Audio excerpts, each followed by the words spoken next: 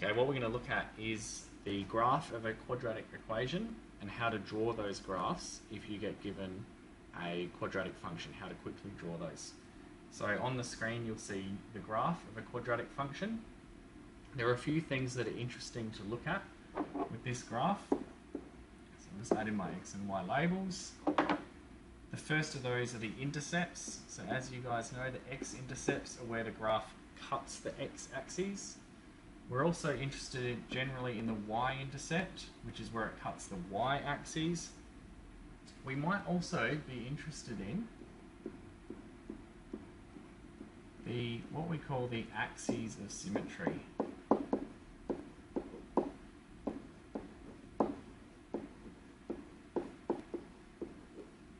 So that's the point where the graph is the same on either side. It's symmetrical about that line. So that's always a vertical line for quadratic equations. And that helps us when we're drawing the graph because we know that it's going to be the same on both sides. So we're often interested in the axes of symmetry. We're also interested in this point here, which we call a vertex. And the reason is that that's the point where the graph reaches its minimum. So it's the lowest possible value. If we can draw these 4 points onto the graph, then we can connect them up and draw the quadratic equation. So first of all, I want to look at equations that look like this.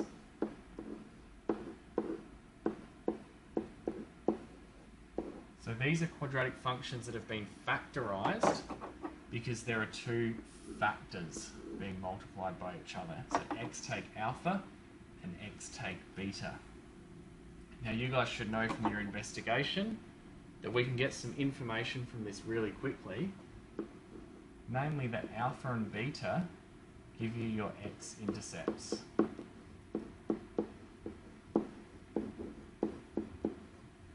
So straight away we know our 2 x-intercepts. So if we were plotting this over here, we would know that our 2 x-intercepts were alpha and beta.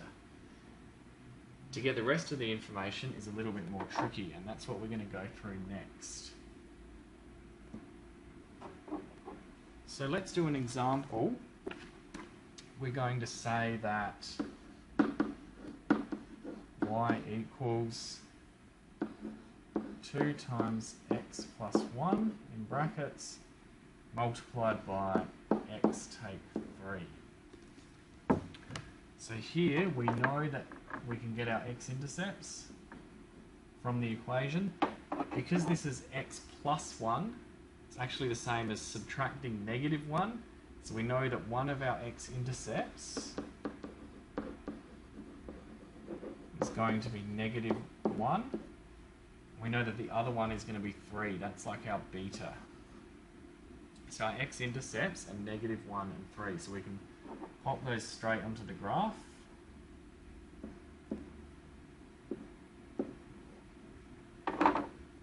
Now it gets a little bit more tricky.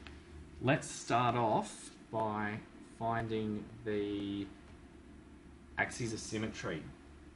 We know that in a graph like this, everything's symmetrical. Quadratic equations are always symmetrical. So the axes of symmetry is always going to be exactly halfway between the 2 x-intercepts.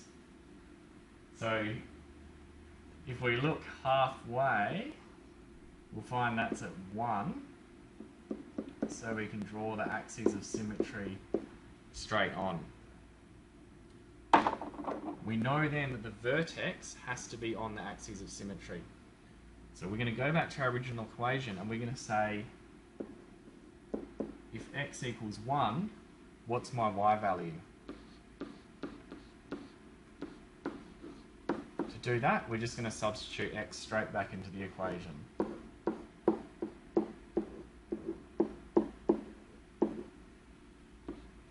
And if we multiply that out, 1 plus 1 is 2, 1 subtract 3 is negative 2, and if we multiply those all together we get negative 8. So we know now that our vertex is down here at 1, negative 8. So we've got a bit more information now. The last thing that we need is our y-intercept. And if you remember, the y-intercept can be found by setting x to 0. So I'm just going to give myself a bit more room here. And I'm going to do something very similar. This time I'm going to set x to 0. And I'm going to do exactly the same thing. I'm going to put x back into the equation to calculate y.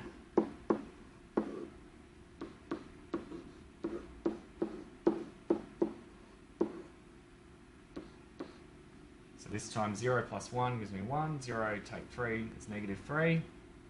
If I multiply these together, I get negative 6. So now I know one more feature of the graph. I know that when y is negative 6, we're going to be cutting the y-axis. So I've got my two x-intercepts, I've got a y-intercept, and I've got my vertex. Once I've got all of that information, I can draw the line connecting them all up.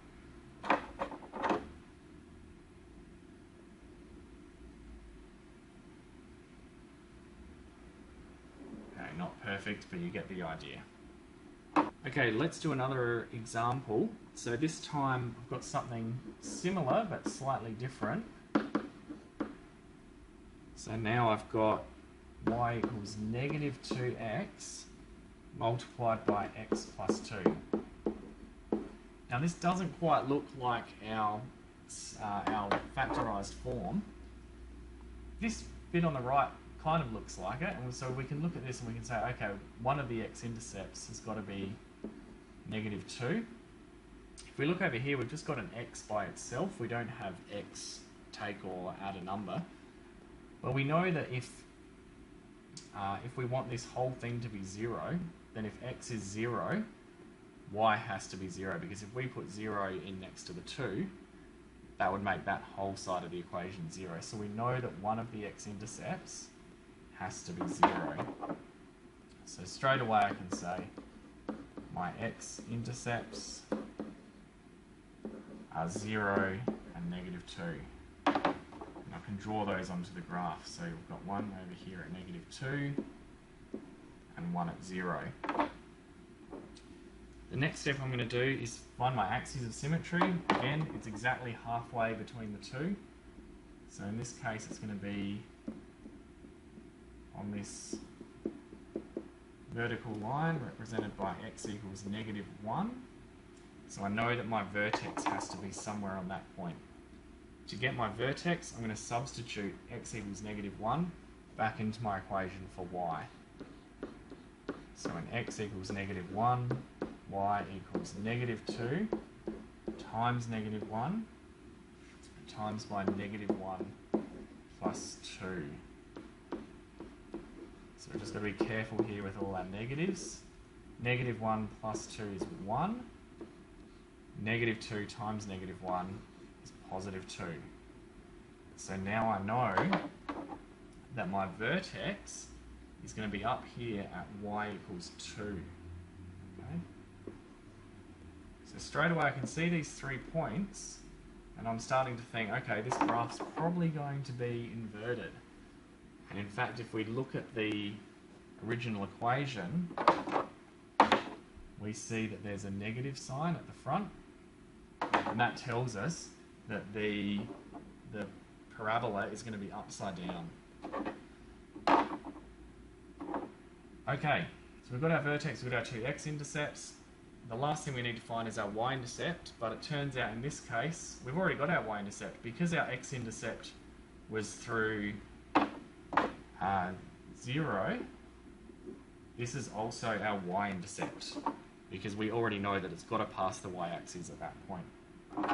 So if we want to draw our graph now, we're going to connect up all of these points. And again, not perfect, but you remember from the investigation there's another way of writing these quadratic functions. That is y equals a multiplied by x take h squared plus k.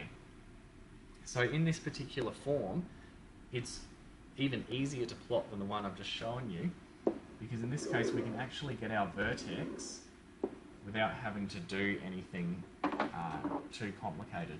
So in this case, you'll know from the investigation that h and k actually give us our vertex. So the vertex is at h, k. As an example, let's have a look at y equals -2 multiplied by x, take 2 squared, take 1. In this case, we know that there's a vertex at, go to our original equation, 2 and -1. So I'm just matching that up with h and k. So I know there's a vertex at 2, -1. So note that because the 1 on the end is being subtracted, so it's -1, we're trying to match it up with plus k. We know that k has to be -1 because we're adding -1 to the end of the equation. Okay, so I've already got my vertex straight off the bat. So let's go over here. We go 2 across and 1 down. There's my vertex. So we're off to a good start already. The only other thing we need to plot this equation is the y-intercept. So I'm going to use the same method to find the y-intercept. I'm going to set x to 0 and substitute that into my equation. So now we've got -2 times 0, take 2. So all I've done is change the x to a 0, which is -2 times -2 squared. Now remember, I have to square everything inside that bracket. So it's -2 multiplied by -2, which is 4. I'll do this in lots of steps. -2 times 4 is -8. Take 1 on the end. So our answer is -9. So if I come back to my graph, and I might make that a bit longer, I know that my y-intercept is all the way down here at -9. And if I draw that, what I do is I start by connecting up the 2 dots. I should say, I know my vertex is always on the axis of symmetry, so I know that the axis of symmetry is going through x equals 2. It has to go through the vertex, which we've already found out.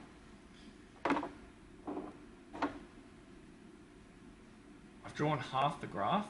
Because I know that this is an axis of symmetry, I can draw the other half just by drawing something symmetrical to that. Okay, it's that easy.